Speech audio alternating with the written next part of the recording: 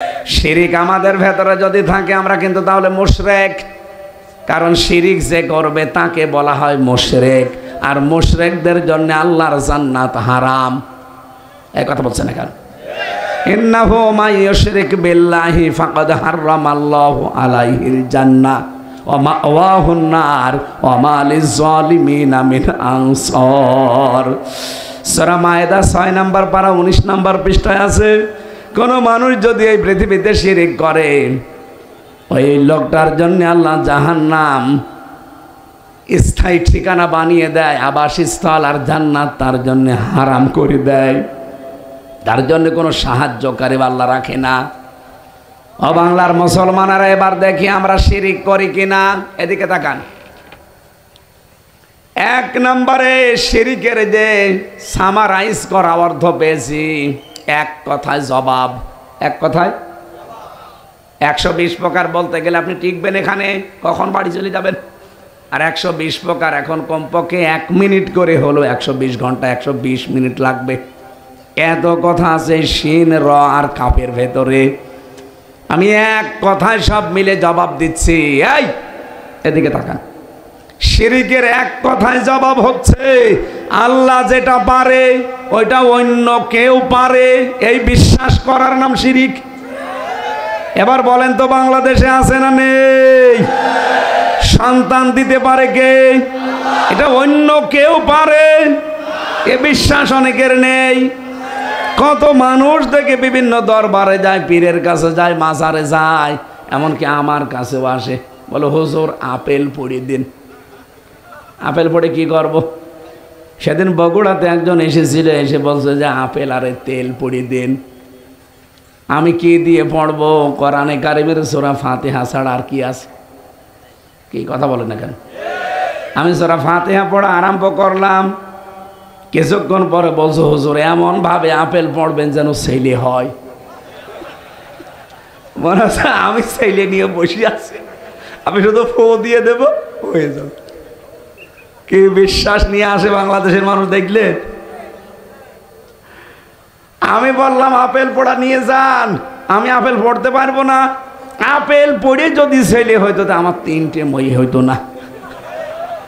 পরপর আমার আল্লাহ 3 মেয়ে দিয়েছে, কত আপেল পড়ে খাওয়াতাম ম্যাডাম রে। এখনো কত ভণ্ড পীরের ওপরে মানুষের এই বিশ্বাস আছে যে না বাবা যদি একটা কিছু করে, অথচ সন্তানের মালিক কে? লিল্লাহি মুলকুস সামাওয়াতি ওয়াল আরদ ইয়াখলুকু মা ইয়াশা ইয়াহাবু লিমান ইয়াশাউ ইনাসা ওয়া ইয়াহাবু লিমান ইয়াশাউ যুকুর। সূরা সূরা 49-50 নাম্বার আয়াতে আছে, রব্বুল আলামিন জানিয়েছেন আসমান জমিনের রাজত্বের একচ্ছত্র মালিকানা আমি আল্লাহর। আমি যা ইচ্ছা তাই তৈরি করি, কাউকে মেয়ে দেই, কাউকে ছেলে দেই। এই বিশ্বাসটা আজকেই পাল্টাতে হবে। যে আওয়াজ যত দূর যাচ্ছে, রেকর্ডও যাচ্ছে, এখন লাইভ চলছে, তামাম দুনিয়া চলছে। যারা শুনতে পাচ্ছেন, সন্তান কেউ দিতে পারে না। যদি দিতে পারতো তাহলে ইব্রাহিম নবী 86 বছর বয়সে একটা সন্তান পেয়েছিলেন। কত? অনেকে 2 বছর 5 বছরে হাল ছেড়ে দেয়, অথচ 86 বছর পর্যন্ত তিনি দোয়া করেছিলেন রব্বি হাবলি মিনাস সালিহিন, হে আল্লাহ আমাকে নেককার সন্তান দাও। কেন তিনি পারতেন না কোনো মাজারে যেতে, কবরে যেতে? কথা বলে না কেন? তিনি যেই দেশের বাসিন্দা ওই দেশে তো বহু নবী আল্লাহ পাঠিয়েছিলেন। আরে ভাই, সাধারণ মানুষের কবরে যাওয়া লাগতো না, নবীদের কবরে যেত। নবীদের কবরে যে বলতে পারতেন না যে নবী একটা সন্তান আমারে দেন। তারপরও 1 বছর না 2 বছর না 86 বছর, 86 বছর একাধারে তিনি দোয়া করেছিলেন। 86 বছর পরে আল্লাহ তার দোয়ার জবাব দিয়েছে। ফাবাশশারনাহু বিগুলামিন হালিম। কত বছর পর? 86 বছর পরে আল্লাহ বলেন যাও তোমাকে হালিম দিলাম। হালিম মানে চাচা হালিম। কোন হালিম? চাচা হালিম, মামা হালিম না। আল্লাহ বলেন তোমার আমি ধৈর্যশীল সন্তান দিলাম, যাও।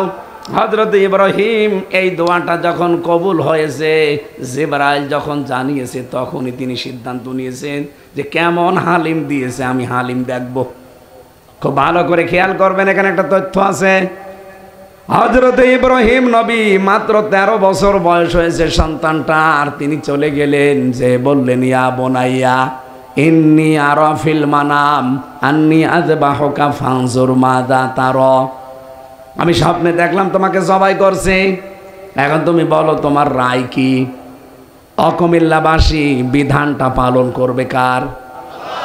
উনি যে স্বপ্ন দেখেছিলেন, নবীদের স্বপ্ন কিন্তু ওহি।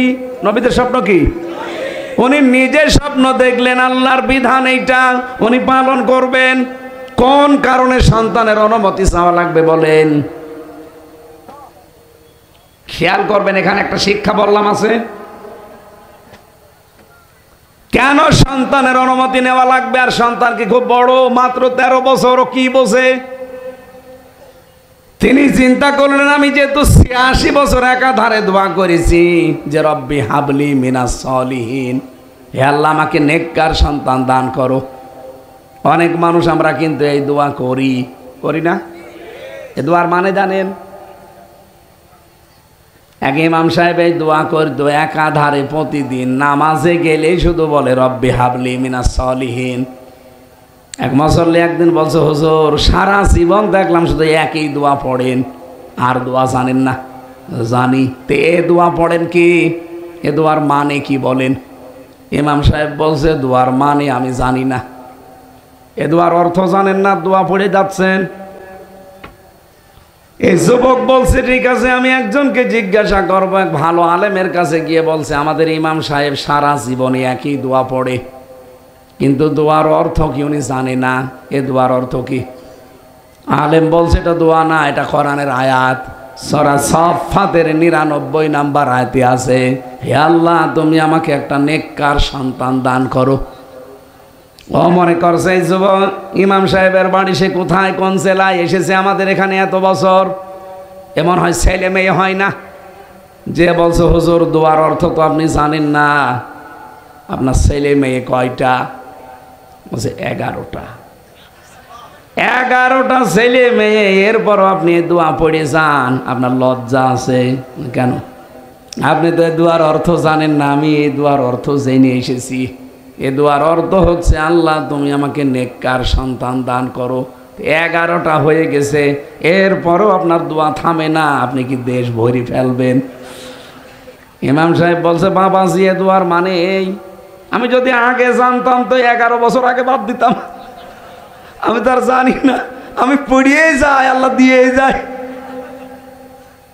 হযরত ইব্রাহিম তো এরকম না, চিন্তা করলেন আমি দোয়া করেছি 86 বছর ধরে, উনি যে হালিম দিলেন আমাকে, গোলামিন হালিম, কেমন হালিম দিয়েছে আমি আজকে পরীক্ষা করব। এই জন্য তিনি অনুমতি চাইতে গেছে সন্তানের কাছে।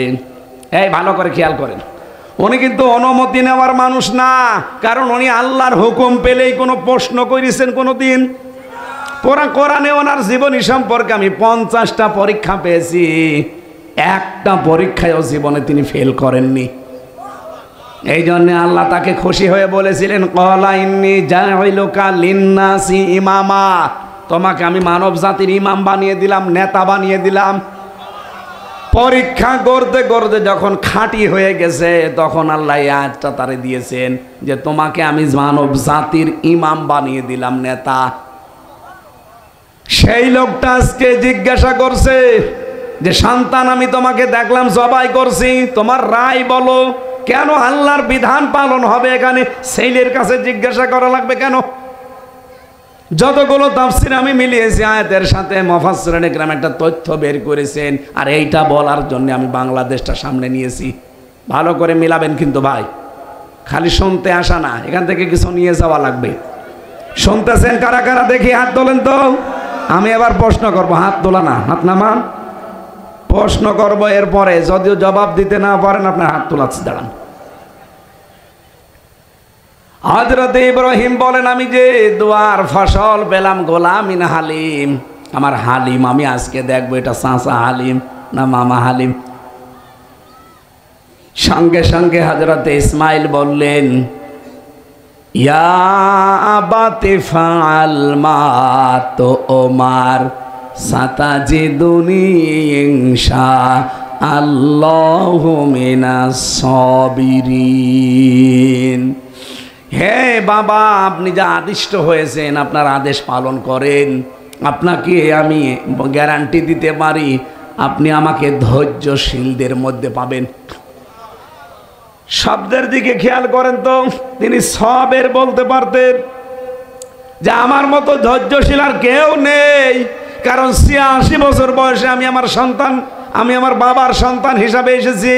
এরপরে জন্মের পরে আমার মরুভূমিতে রেখে গেছে বাবা, ১৩ বছর পরে আজকে এসেছে জবাই দেওয়ার জন্যে। আমাদের মতো ছেলে মেয়ে হলে বলতাম তোকে বাবা নাকি আজরাইল। ১৩ বছর কোনো খোঁজ নেই, খবর নেই। আমারে আর আমার মাকে রেখে গেলেন মরুভূমির ভেতরে, ওই এক টোপলা খাবার দেওয়ার এক ঢক পানি দিয়ে কয়দিন চলে ওইটাই। আর ১৩ বছর পরে আজকে এসেছেন সন্তানের দাবি নিয়ে জবাই করবেন। কিসের বাবা আপনি? আপনি দৌড় দিতেন। অথচ ইসমাইল বলেছে রব্বুল আলামিন সাতাজিদুনি, সিন শব্দটা ব্যবহার করা হয় আরবি গ্রামার অনুযায়ী সিন, সাউফা, কদ, লাম ১৩টা অক্ষর আছে। কোন সেন্টেন্সের আগে যদি একটা আসে অর্থ হয় অতি তাড়াতাড়ি। উনি জানালেন অতি তাড়াতাড়ি আপনাকে আমার আল্লাহ দেখাবে, হে আমার বাবা, হে আমার পিতা, ইনশাআল্লাহ, যদি আল্লাহ চাই। মিনাস সাবের বলেননি, সাবিরিন। আমার মতো ধৈর্যশীল আরো আছে দুনিয়ায়, আমি একা না। কারণ আমি একা ধৈর্যশীল এটা বললে অহংকার চলে আসতে পারে। কথা বলেন না কেন?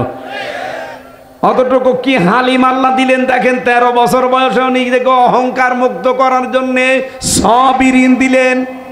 আর আমাদের কিছু পেলে অহংকারের ঠেলায় পাটিতে মা পড়ে না। এই যে ১৫ বছর যারা চালিয়েছে অহংকার ছিল না? কথা বলেন। একটা জায়গা দেখাতে পারবেন যে অহংকার মুক্ত ছিল? কি হনুরে হনুমান হয়ে গেছে। আমি তো বহু জায়গায় ওদের সাথে মিশে দেখেছি, ওদের যে আচরণ, মানুষের আচরণ পাল্টিয়ে গিয়েছিল। যে যে চেয়ারে পেয়েছে ওই চেয়ারেই মনে করছে এইটাই আমার আসল। অথচ চেয়ারের পায়া কন্ট্রোল করে কে? আরো জোরে বলেন। পৃথিবীর কোন চেয়ার কারোর জন্য স্থায়ী না। ডক্টর মোহাম্মদ ইউনূসের চেয়ারও স্থায়ী না, ডোনাল্ড ট্রাম্পের চেয়ারও স্থায়ী না। এক কথা বলে না কেন? একটা চেয়ার শুধু স্থায়ী, হাসিনার চেয়ার। ও তো উল্টিয়ে গেছে। একটা চেয়ার স্থায়ী, যেটা হচ্ছে আমার আল্লাহর আরশের যে চেয়ার আছে। অসিআত কুরসিয়্যুহুস সামাওয়াতি ওয়াল আরদ। আল্লাহর যে আরশ আছে, কুরসি আছে, চেয়ার আছে, ওই চেয়ারটা যা আছে কিয়ামত পর্যন্ত ওইভাবেই থাকবে। এই জন্য আল্লাহ জানাতে চেয়েছেন পৃথিবীর কোন চেয়ার যেহেতু স্থায়ী না, চেয়ারে বসলে লাভ দেওয়া যাবে না। কথা বলে না কেন? চেয়ার মানে যে চেয়ার, পৃথিবীর কোন চেয়ারই কারোর জন্য স্থায়ী না। এই জন্য চেয়ারে বসলে চেয়ার একটা কথা স্মরণ করিয়ে দেয় যে হামজা বেশিক্ষণ না, খুব বেশি হলেও ঘন্টা খানিক।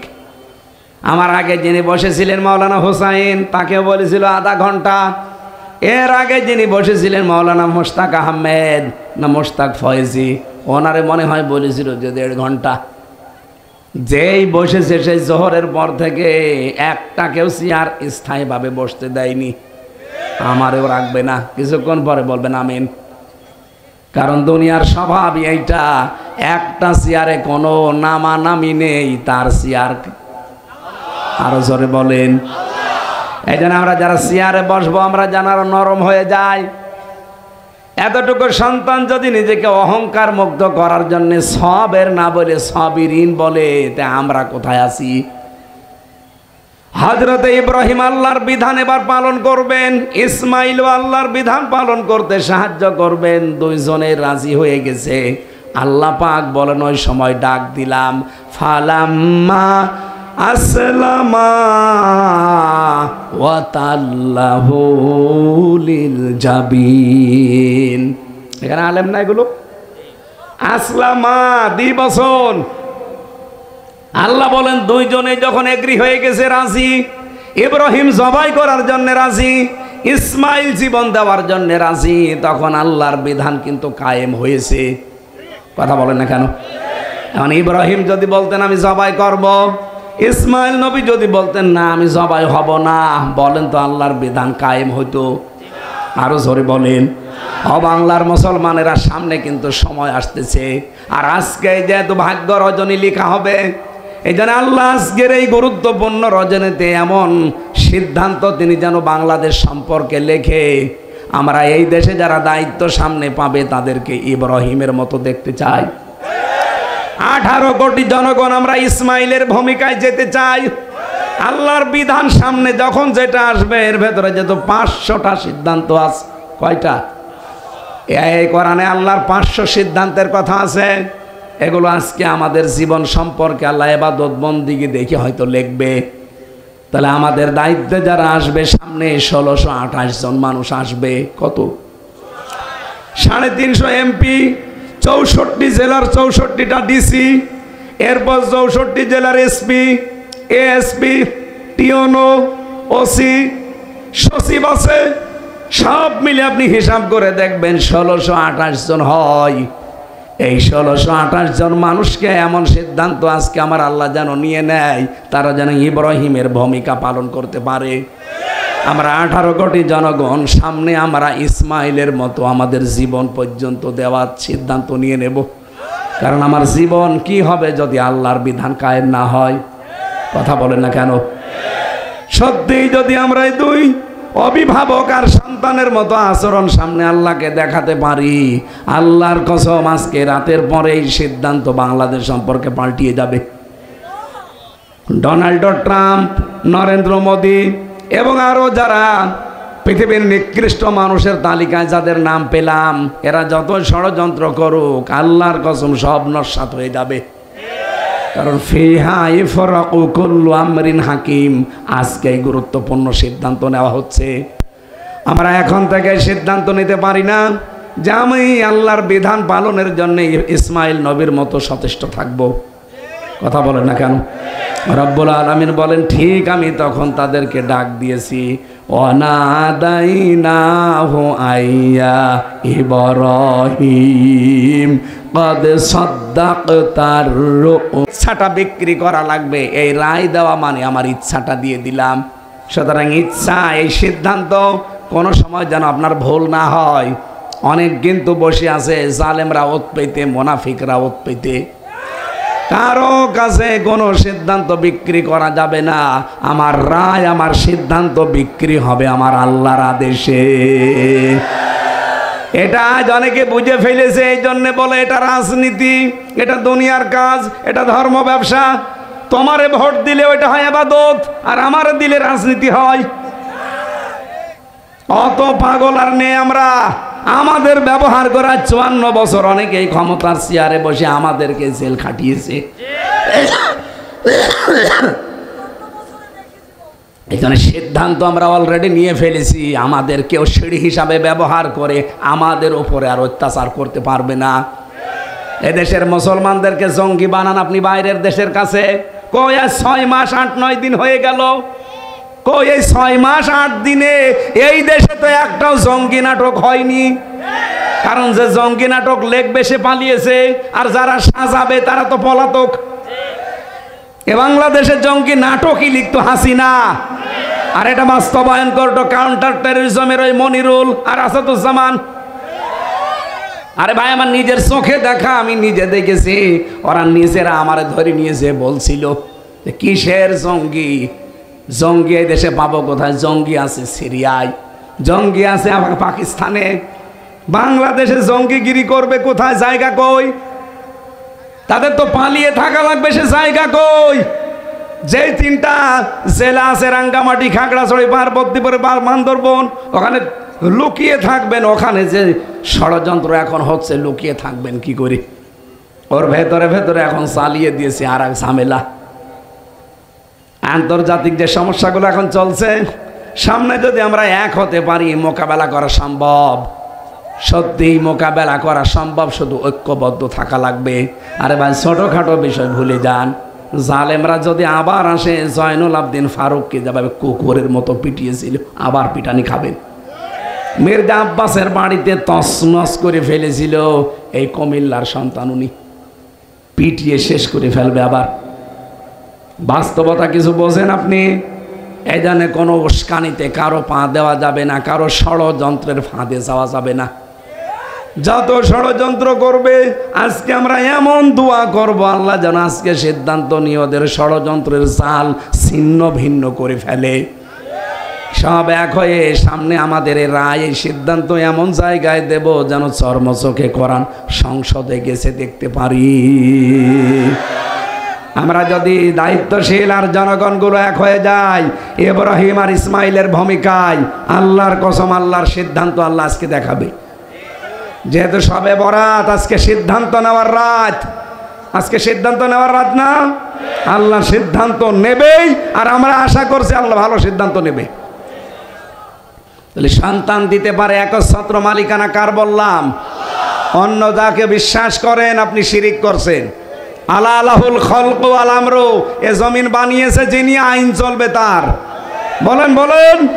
আর আমরা সবাই বিশ্বাস করি আসমান জমিনের মালিককে। সুতরাং এই দেশে আল্লাহর আইন বাদ দিয়ে অন্য আইন যারা কায়েম করতে চান, আপনি মুশরিক। একেবারে টাটকা কথা, কোনো ব্যাখ্যা লাগবে না। আল্লাহর আইন বাদ দিয়ে অন্য কারো আইন যদি কেউ এই দেশে কায়েম করতে চায়, সে মুশরিক। তার জন্য আজকে সবে বরাতেও ক্ষমা নেই। সুতরাং সিদ্ধান্ত পাল্টান। যারা মানুষের তৈরি করা আইন কায়েমের জন্য চেষ্টা করেন, দল করেন, ভোট করেন, টাকা খরচ করেন, সবে কদর কিসের, সবে বরাত কিসের, আরো ধরে কান্নাকাটি করলো মাপ নেই আপনার, কারণ আপনি মুশরিক। আল্লাহ যেটা পারে ওইটা অন্য কেউ, বলেন বলেন। আল্লাহর আইন এখানে চলবে, অন্য আইন নিয়ে আসতে চান কোন কারণে? আর এইটার কথা বলতে গেলে আপনার কাছে আমরা রাজনীতি করি না। আল্লাহর কসম আমি কোরআন মাথায় নিয়ে বলতে পারি, আমি আপনাকে বাঁচাতে চাই। আমি দেখতে পাচ্ছি কোরআনের চোখ লাগিয়ে যে আপনি মুশরিক। আল্লাহর আইনের বাইরে আপনি মানুষের তৈরি করা আইন কায়েম করতে চান। এইটারা যে রাজনীতি মনে করে চলে যান, যেদিন বাঁশ দেবে আল্লাহ ওদিন টের পাবেন।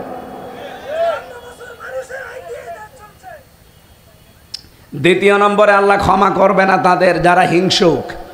কি বললাম? এদেশে নেই, আছে মানে আমরাই। আমার হোক, অন্য কারো যেন না হয়, এরকম মানুষ দেশে নেই। আমার 2 তলা না 10 তলা হোক, আর ওর যেন কুড়ে ঘরও না থাকে। এই 15.5 বছরে এটা আরো বেশি হয়েছে।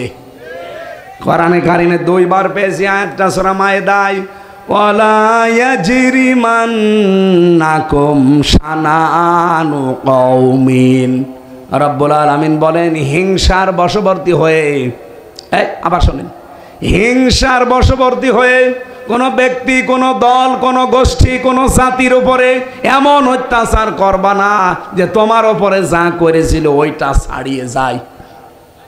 এর আগে হয়তো অনেকে অত্যাচারিত হয়েছে, সেই অত্যাচারের শোধ তুলতে গিয়ে যদি এখন আপনি এমন কিছু করেন, ওরা 15 বছরে যা করেছে আপনি একদিনে তাই করছেন না। যদিও এটা করা আমাদের দ্বারা সম্ভব না, কারণ এই 15টা বছরে 14 বছর যেই লোকটা আয়না ঘরে ছিল তার কাছে আপনি কোন মুখ নিয়ে যাবেন? যে লোকটা 8 বছর আয়না ঘরে বান্দা অবস্থায় ছিল কোন মুখ নিয়ে যাবেন? আপনি ক্ষমা চাইলেই ক্ষমা করে দেবে সে? আপনি 5 মিনিট সেখানে কাটান তো, এমন ভয়ঙ্কর ঘর, চারিদিকে অন্ধকার, শুধু লাইটের আলো ছাড়া কোনো আলো নেই। এরকম জায়গায় আপনি কল্পনা করতে পারেন যে আপনি 5 দিন থাকতে পারবেন? অথচ একটা মানুষ সেখানে 8 বছর, 10 বছর, 14 বছর কাটিয়ে এসেছে। আমার কাছে মাপ চান, আমি 3 বছরের কথা ভুলে যাব, মাফ করে দেব। কিন্তু যে লোকটা 8টা বছর তার স্ত্রী ছাড়া, সন্তান ছাড়া, কি স্যাক্রিফাইস তার জীবনে। আজকেই ব্যারিস্টার আরমান টকশোতে বলছিল যে আমার মেয়ের সামনে থেকে আমারে ওরা তুলে নিয়ে এসেছে। যেদিন গুম করে আমারে, আজ থেকে 9 বছর আগে, সেই দিন আমার মেয়ের কাছ থেকে আমারে তুলে নিয়ে আসলো। ছোট্ট মেয়েটা আমার বুকের ভেতরে ছিল, টান দিয়ে ওরা ফেলে দিল। আমার সামনে থেকে তুলে নিয়ে এসেছে। আজ 8টা বছর আমি যে কিভাবে কাটিয়েছি ওই একটা ঘরের ভেতরে। উনি নিজে কাঁদছিল দেখলাম। এমনি মানুষের চোখ দিয়ে পানি বের হয়। উপস্থাপকা যেটা এবং 3 জন বসে আসে পাশে, সবাই হাউমাউ করে কাঁদ, শুধু বর্ণনা শুনে। যাই দিন স্বাধীন হয়ে গেছে, আমি তো জানতাম না যে দেশ স্বাধীন হয়ে গেছে 24-এর 5 আগস্ট। ওরা ওই দিন স্বাধীন হয়ে যাওয়ার পরে রাতের বেলা, 5 তারিখে রাতের বেলা, আমরা তো দুপুর 2টার ভেতরে জানলাম যে দেশ শেষ, মুক্ত। আর ওই দিন রাত 12:30 1টার দিকে নাকি ওনাকে নিতে গেছে এই চোখ মুখ বাঁধা কয়েকজন, যে বলছে চলেন। কোথায়? ও মনে করছে আমার মনে হয় মেরে ফেলবে, কালেমা পড়তেছে। হঠাৎ হাত মুখ বাঁধা অবস্থায় তুলে নিয়েছে গাড়িতে। 2 জন তার বডির উপরে বসেছে। সারা রাত গাড়ি চালাচ্ছে মিরপুরের ঢাকা দিয়াবাড়ি, ওখানে এক রাস্তার পাশে গাড়ি থেকে ফেলে দিয়েছে। যাওয়ার সময় বলেছে যে কাউকে কিছু বলবি না। উনি নিজে আজকে টকশোতে বলছিল। হাত বাঁধা ছিল, চোখ বাঁধা ছিল। উনি চিন্তা করলেন ওরা যখন বলছে যে যা কাউকে কিছু বলবি না, তার মানে ওরা আমাকে মারবে না, ছেড়ে দেবে। কিন্তু ছেড়ে তো দিয়ে গেল, লাথি দিয়ে ফেলে দিল, কিন্তু আমার হাত তো খোলা নেই। বহু কষ্ট করে হাতটা আমি ছাড়ালাম। আমার চোখের কালো কাপড় এটা আমি খুললাম। খুলে একটা সাইনবোর্ড দেখতে পেলাম, দেখি দিয়াবাড়ি মিরপুর লিখা। চিন্তা করলাম যে আমার পরিচিত জায়গা। ওখান থেকে আস্তে আস্তে ফজরের আজান শুনলাম। এক মসজিদে যে নামাজ আদায় করলাম, কারণ 8 বছরে আমার চেহারা পুরা পাল্টিয়ে গেছে। আর আমি জানিও না যে দেশটা স্বাধীন হয়েছে, ও জানেও না। পরবর্তীতে ওনার এই মসজিদে নামাজ পড়ে ইমাম সাহেবকে বলছে, এখনো যেহেতু মনের ভেতরে ভয়, কারণ আমি তো জানি না যে দেশটা মুক্ত হয়েছে। আস্তে আস্তে ইমাম সাহেবকে বলছে যে এখানে হাসপাতাল আছে। হ্যাঁ আছে, আপনি আমরা নিয়ে চলেন। পরিচয় দিলে না জানি আবার কোন বিপদে পড়ি। হাসপাতালে যাওয়ার পরে হাসপাতালের ডাক্তারদের কাছে তখন পরিচয় দিয়েছে। আর যেই হাসপাতাল নিয়ে গেছে ওইটা ওনার বাবার তৈরি করা, মীর কাশেম আলীর। তখন পরিবারের কাছে খবর দিয়েছে। ওরা এসে দেখে চেহারা পুরা পাল্টিয়ে গেছে। ব্যারিস্টার আরমানের 8 বছরের চেহারা আগে দেখেন, একেবারে মনে হচ্ছে যে রাজার ছেলের মতো। অথচ 8 বছর পরে তার চেহারা কি উল্লুক ভল্লুক হয়ে গেছে। তার নিজের মা আর স্ত্রী ছাড়া কেউ চিনতেই পারেনি। অথচ ওই হাসপাতালে উনি কতবার গেছে। পরবর্তীতে চিকিৎসা নেওয়ার পরে আজকে যখন শুনছিলাম, দেখছি হাউমাউ করে লোকটা কাঁদছে। কাঁদারই কথা। আমি মাত্র 10 দিন ছিলাম, তাই আমার জীবন শেষ হয়ে গেছে।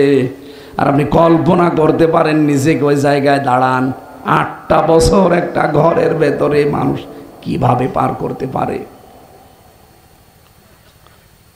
হিংসার বশবর্তী হয়ে এই কাজগুলো করেছিল দেশে এই মহিলা। খালেদা জিয়ার ওপরে হিংসা ছিল, এজন্য বাড়ি থেকে বের করে দিয়েছে এক কাপড়ে। আলেমদের ওপরে এত হিংসা ওর জন্মিয়েছিল, আলেমদের নামে ধর্ষণ মামলা পর্যন্ত দিয়েছে। আমার নামে ধর্ষণ মামলা দিতে পারেনি, আমারে দিয়েছে আনসারুল্লাহ বাংলা টিমের প্রধান। কি সে ও সাথা জানি না।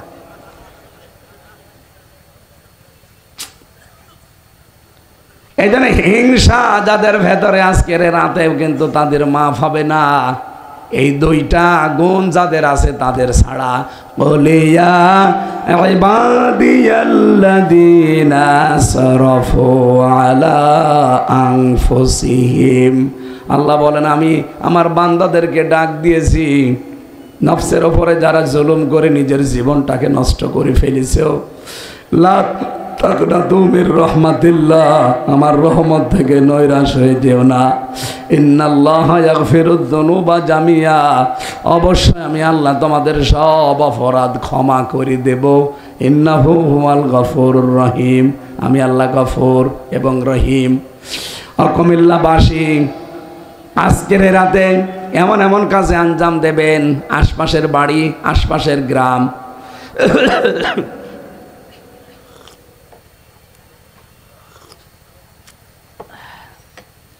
যার যতটুকু সামর্থ্য আছে অর্থনৈতিকভাবে যদি কাউকে হেল্প করার সময় থাকে, যান তার বাড়িতে, যে আপনি অভাবে আছেন, এই 2000 টাকা রাখেন, এই 500 টাকা বাজার করেন। শুনলাম আপনার ছেলে পরীক্ষা দিচ্ছে, বই কিনতে পারে না, এই নেন 500 টাকা, 1000 টাকা। এইগুলোর নামে ইবাদত। শুধু নামাজ পড়া, শুধু রোজা রাখা, শুধু বসে বসে জিকির করা, এইটার নামাজকে রাত না। কথা বুঝতেছেন? আমরা মনে করছি শুধু নামাজ পড়বো 2 রাকাত করে, 120 রাকাত, 500 রাকাত। সকালবেলা চাঁদ দোকানে বসে বলবো, জানো আমার কিন্তু 500 রাকাত। তোর 500 রাকাত নামাজ নিয়ে আল্লাহ কি করবে? তুই নামাজ 2 রাকাত পড়, আর নামাজের যে শিক্ষাটা ওইটা আজকে রাতে বাস্তবায়ন কর। নামাজের শিক্ষা ছিল কি? ওয়াইলুল লিল মুতাফফিফিন আল্লাযীনা ইযা ক্তালু আলান নাসি ইস্তাওফুন। ধ্বংস হয়ে যাক ওই মানুষগুলো যারা ওজনে কম বেশি করে। সুতরাং এরকম দোকানদারি করা যাবে না, এরকম কাজ কারবারে থাকা যাবে না যে নেওয়ার সময় আমরা বেশি নেব, দেওয়ার সময় কম দেব না। এই সতর্ক বার্তা কোরআনে আছে না নেই? আল্লাহ বলেন, ইন্না কুন্না মুনজিরিন, আমি কিন্তু নিজেই সতর্ককারী। সুতরাং আজকে আমি যা বলছি এটা আমার মুখের কথা না, আমি একটা অ্যাডভাইজার, আমি অ্যাডভার্টাইজ করছি। আসল আমার আল্লাহ নিজে সতর্কবাণী পাঠিয়েছেন। এগুলো আমি বই আকারে, কোন আমলে কোন জান্নাত, কোন কাজে কোন জাহান্নাম, এবং মেয়েদের দাম্পত্য জীবন সম্পর্কে সমস্যা এবং তার সমাধান, এগুলো লিখেছিলাম বই আকারে। কণ্ঠ যেহেতু সাপোর্ট দিচ্ছে না, কষ্ট হচ্ছে কথা বলতে, গলা ভেঙে যাচ্ছে। ওই গাড়িতে আছে বইগুলো, আপনারা যে আজকে রাতে পড়লে পড়বেন। বিভিন্ন কাজের হুকুম দেওয়া আছে, ওই কাজগুলো করবেন। মেয়েদের জন্য নিয়েছেন, কাজে লাগবে। আল্লাহুম্মা আমিন। লা ইলাহা ইল্লা আনতা সুবহানাকা ইন্নী কুনতু মিনাজ জালিমিন। ফাস্তাজাবনা লাহু ওয়া নাজ্জাইনাহু মিনাল গাম্মি ওয়া কাযালিকা নুনজিল মুমিনিন। এই মোনাজাত করে যান, বসেন। মোনাজাতটা বসেন, সারা দিন বসে আছেন, বসেন। রব্বুল আলামিন কুমিল্লা জেলার তিতাস থানা জগৎপুর তালুক পাড়া কবরবাসীদের রুহের মাগফিরাত কামনায় বিশাল আয়োজন। তাকিয়ে দেখো কত সুন্দর গড়ি এলাকার মানুষগুলো নিয়ে মাসুম ভাই সাজিয়েছে। রব্বুল আলামিন তোমার এই যুবক গোলামকে তুমি কবুল করে নাও। সারাদিন যত আলেমরা এখানে কথা বলেছে, আলেমদেরকে তুমি মঞ্জুর করো, তাদের কথাগুলো মেনে চলার সুযোগ দাও। এ মাহফিল বাস্তবায়নে যত মানুষ শ্রম দিয়েছে, দেখো কত স্বেচ্ছাসেবক কাজ করছে। মনে হচ্ছে নিজের মায়ের, নিজের বাবার আদেশ, নিজের বোনের বিয়ে, নিজের ভাইয়ের বিয়ে হচ্ছে। এরা এত আনন্দে আছে, এত পরিশ্রম করছে সারা দিন ধরে। আজকে কারো ভেতরে কোনো ক্লান্তি নেই, সব আনন্দে কাজ করছে। কোরআনের জন্য যারা এত পাগল, এই স্বেচ্ছাসেবক যারা, এই খেদমত যারা করছে, এদেরকে জামা পেটে নিয়েছে, মায়ের পেট খাদিজার মতো বানিয়ে দাও। আল্লাহ মাসুম ভাইয়ের বাবা বসে আছে, তার বাবাকে কবুল করো, তার বাড়ির ওপরে তোমার রহমত নাজিল করো। আসমান জমিনের বালা মুসিবত থেকে তাকে তুমি বাঁচাও। বিশেষ করে এই তালুক পাড়া এলাকায় যত মানুষ মাটির নিচে আছে, আল্লাহ কোরআনের ইজ্জতে কবরগুলো জান্নাত বানিয়ে দাও। রব্বুল আলামিন আজকের এই মাহফিলে এসে সব চাইতে বেশি মনে পড়ছে আমার দাদার কথা। আমি জেলখানায় থাকতে এই লোকটা দুনিয়া থেকে বিদায় নিয়ে চলে গেছে। আমি 15 দিন পরে জানলাম যে আমার দাদা নাকি মারা গেছে।